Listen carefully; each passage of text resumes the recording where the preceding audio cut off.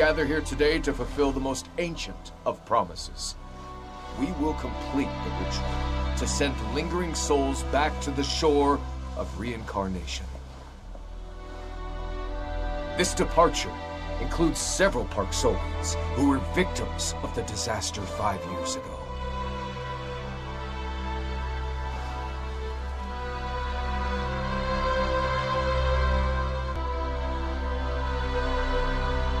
In the process of seeing them off, Nikki and I discovered a heartbreaking truth. The disaster 5 years ago was no accident. It was done on purpose, to destroy the Parksolians.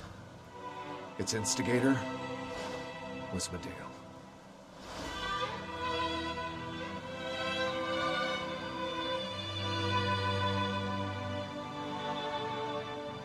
Meghill?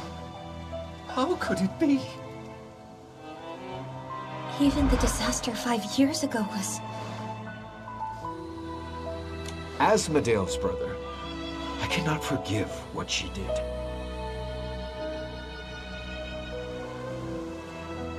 And, as the clan chief of the Parksolians, I stand here not to simply expose this crime. Our burdensome mission and painful future left Meghill in despair, leading her to do something unforgivable. But I know that the seeds of this pain may be hidden in the hearts of many of our people.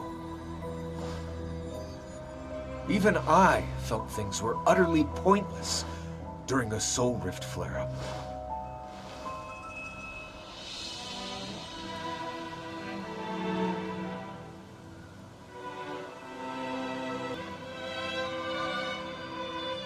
But what I want to tell everyone is, look at yourselves and at everyone around you. Our existence is a miracle that defies the void.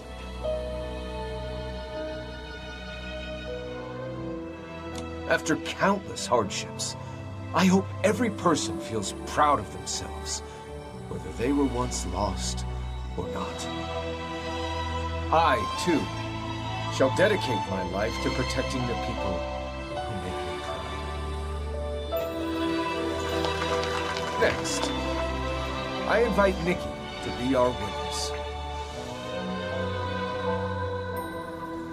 It was Nikki who told me starlight shines brightest in the darkest of moments. She has illuminated a path for us.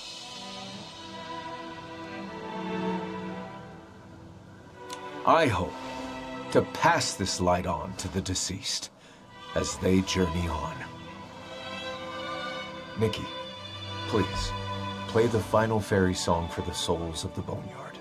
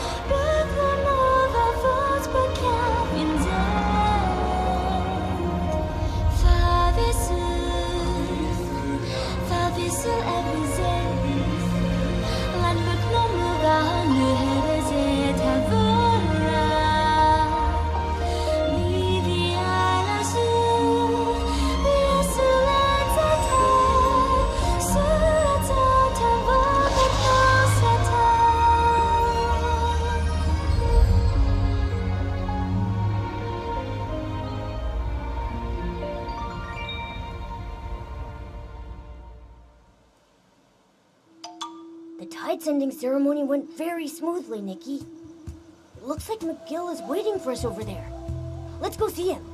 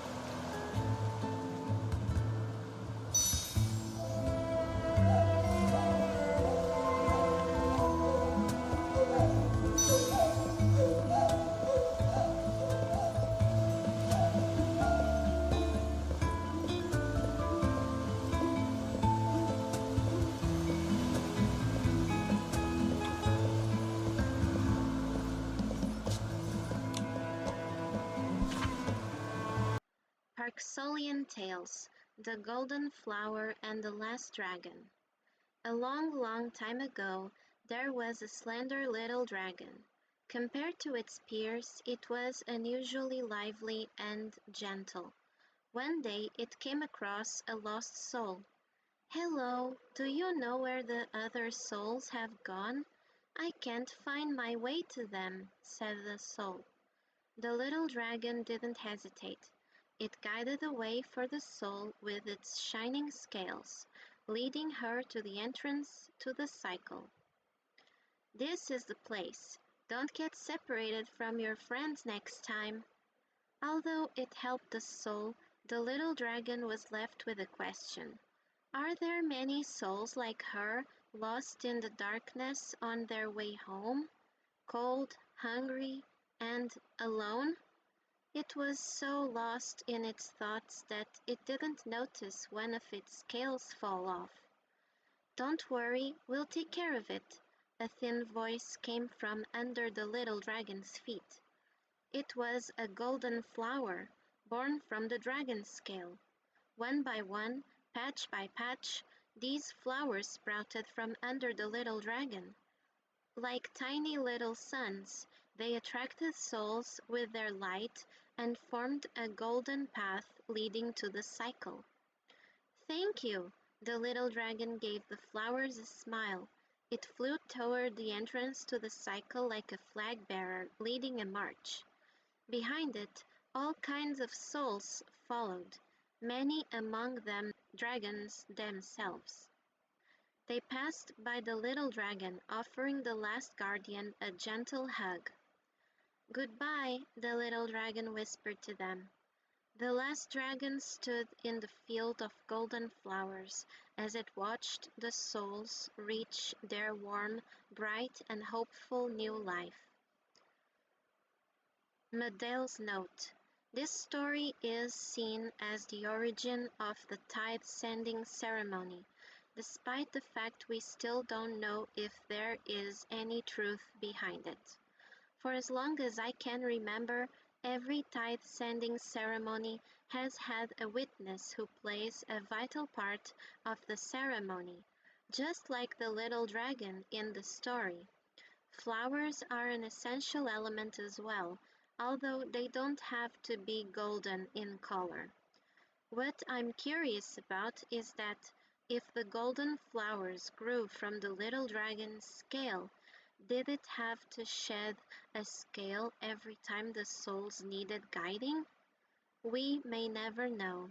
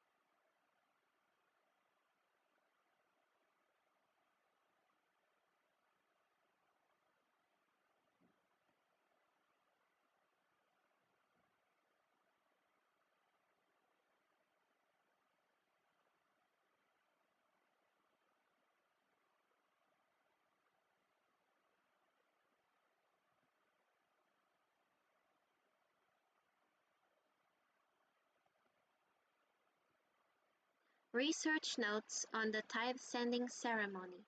Researcher Leos Vida. As I journeyed the world, I witnessed people send off their dead in countless ways, some solemn, some tragic, some silent. But the Parksolians' tithe sending ceremony stands out among them as the only one that made me realize how grand, warm, and powerful a farewell can be. The Parksolians do not bury the dead in sorrow, but celebrate the souls as they graduate into a new, different kind of life. Soul banners along the shore. What I saw during the ritual's preparations was unexpected. Colorful decorations were placed by the sea. The air was filled with the calming scent of dragon breath flowers. The Parksolians seemed at ease as they walked by, accompanied by occasional low chatter and laughs. A healer named Fenella kindly assured me, "Please do not burden yourself with grief, for this is not a day of mourning."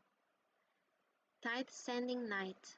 The Parksolians believe that when they bury the dead at sea by boat, the souls will return to the cycle with the soul tide.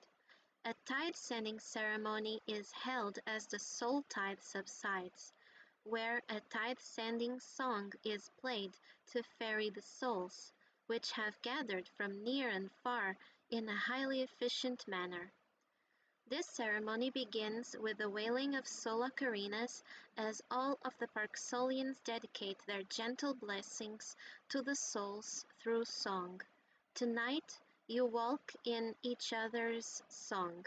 Though this is goodbye, you are not alone. Soul crossing. When the coldness of death becomes a daily occurrence, how do the living keep each other warm? This was what confused me the most, seeing how every Parksolian was afflicted with soul rift from birth.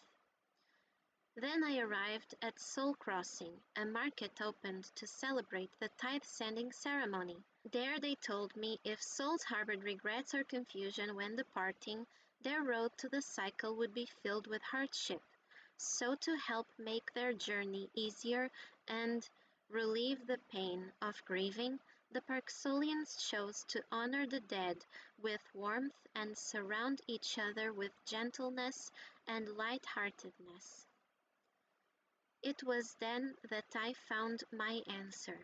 Standing alongside the Parksolians, I felt as if I truly had seen countless souls embark on their journey beyond in song, and those who were left behind turned toward the next dawn with their arms full of stars.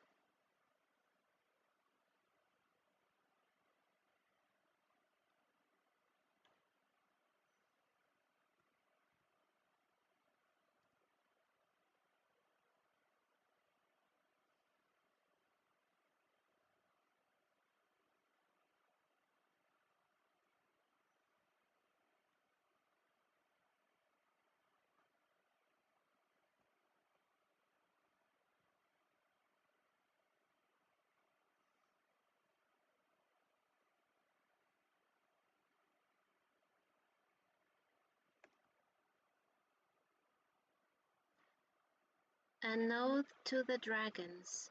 With my fingers I measure the notes, and the passing of years. Here my soul learned to listen. Every wisp of wind from across the sea is a lingering howl of the dragons. They once told the gods of how souls were ferried through songs. Now only the dragon ruins remain, quietly sitting in place. When the silhouettes merge with the stones at dusk, only the sea wind in this ocarina and the horns upon my head remember the existence of gods. It's time to depart, travelers to be. When dawn breaks, should you listen to the fairy song, you'll discover to forget is to form new bonds, to part ways is to reunite. And I'll watch you as you leave, headed for a destination so close yet so distant.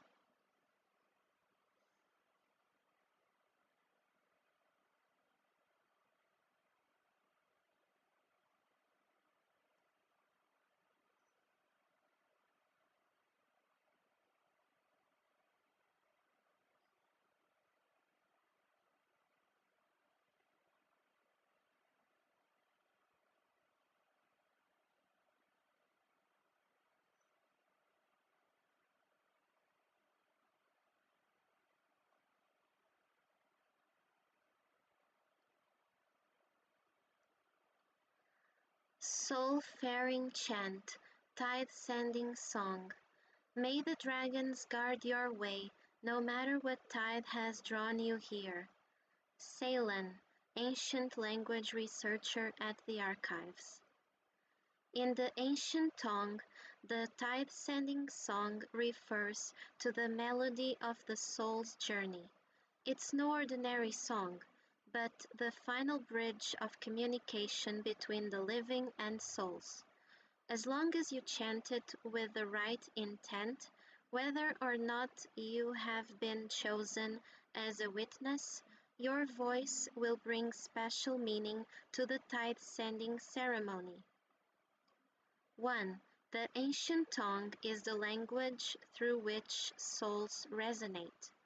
The tide-sending song must be chanted in the ancient Parksolian language because, over the long passage of time, these words have become deeply intertwined with the breath of this land and the rhythm of the tides.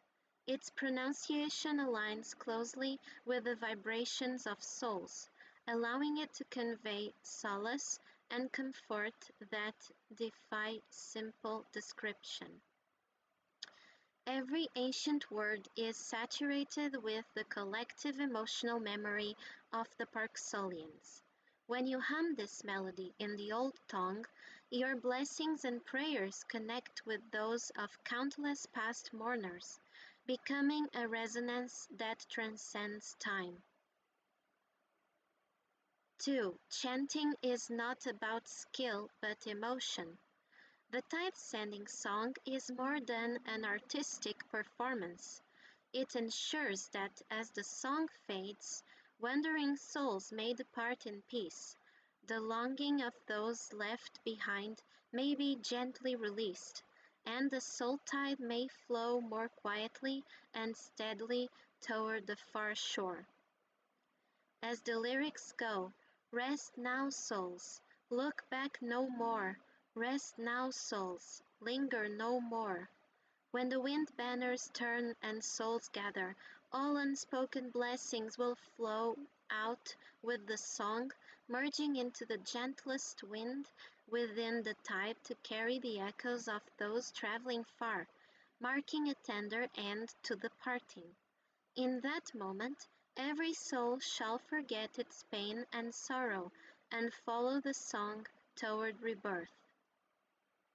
If you glimpse faces emerging during the ceremony, whether familiar or strange, smiling or silent, simply let your heart drift with the wind to reach every soul. May your path ahead be smooth. Even if we meet again and I cannot recognize your face, I still wish you attain a new life that is truly your own.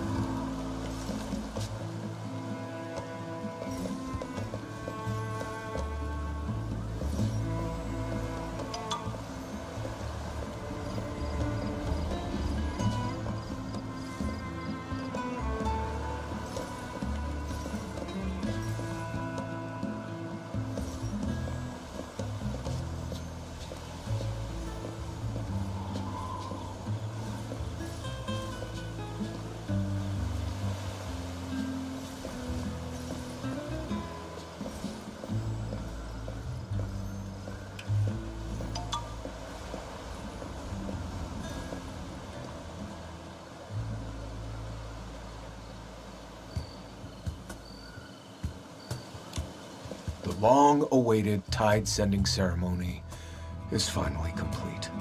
Thank you, Nikki. Those departed souls will lose their memories and move toward reincarnation and their destined rest. I felt an indescribable peace playing just now. I think those souls felt that tranquility too. I don't know why, but I feel like Meghill's soul was among them. Meghill was chosen to be the witness once, but she didn't accept. Maybe she'd already chosen a different path, even then. If she hadn't fallen into despair, perhaps she would have been the witness and completed the ceremony as her people expected. I suppose it's not good to dwell on that. Nikki, Bones gave me this before she left for the Dragon Ruins. She insisted I give it to you. It's a bracelet! But why didn't she give it to Nikki herself? I think she felt that a face-to-face goodbye would be too sentimental, which isn't her style. You're right. She said, "I've seen too many of those tearful parting scenes. Just thinking about it makes my skin crawl. If I did it one more time, my bones would probably fall apart from the cheesiness."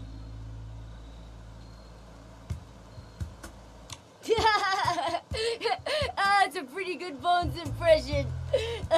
You got her toned down. By the way, she's definitely got unique taste. This bracelet is so, distinctive. She said it's her school's tradition. She used to like giving her students those old-fashioned lockets, but now she thinks this is a good option too. Old-fashioned locket? Meghill, the locket in your hand was also a gift from Bones, right? Did you ever find the photo inside? No. I looked everywhere, but I never found it. It's as if it vanished. Could it be where Medale spent the most time? Like, her room? You mean her old home? I went there a few times after Medale left. It's been vacant for a long time. Not much is left there. I didn't see a photo. Maybe we can go there one more time? Bones tried to find her memories 28 times. We don't know what the result will be this time, but we can't just give up. You're right, Nikki. Maybe it's time we pay it another visit.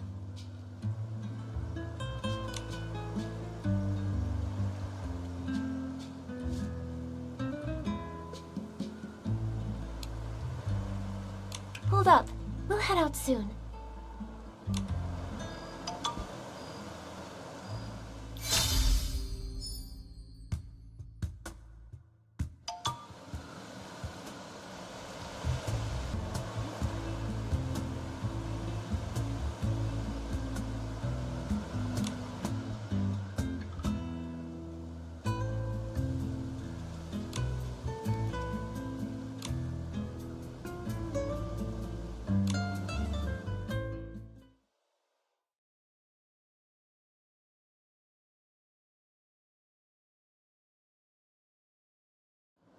This is where Medale used to live.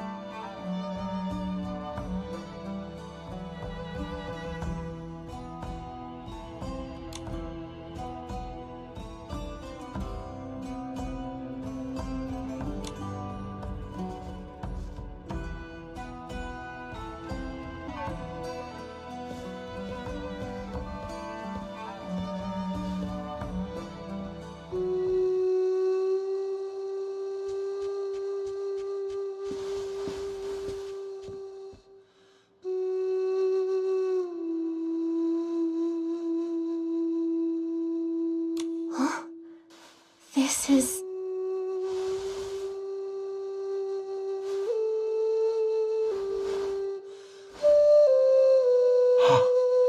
It really was here. I've looked around so many times, but I never looked here. Maybe I didn't want to touch it subconsciously. Medale, do you think it's a good thing for souls to reincarnate? Of course. Think about it, Meghill. Reincarnation allows our departed loved ones and friends to return to us one day. But even if they come back, they won't remember us anymore. I don't like that. Even if we no longer know each other, at least they'll be living well in some other corner of this world. Life begins anew, each person giving it meaning. It cycles on and on, never ending. Death no longer means the end, but a beginning of hope. Parksolians are the guardians of that hope.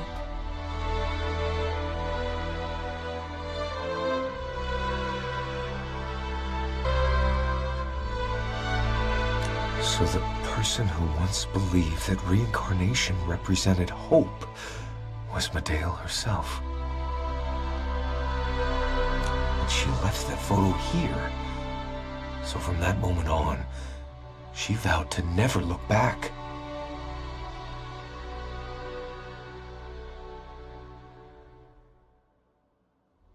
Actually, I came to this room before the ceremony began. Then...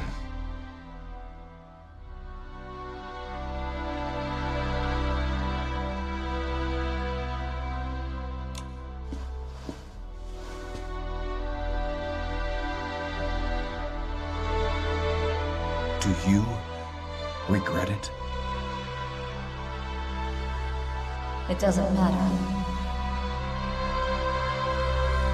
A clan chief need not ask about the dead's choices.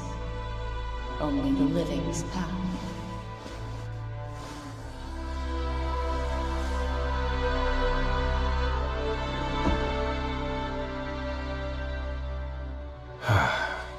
Goodbye, Meghill.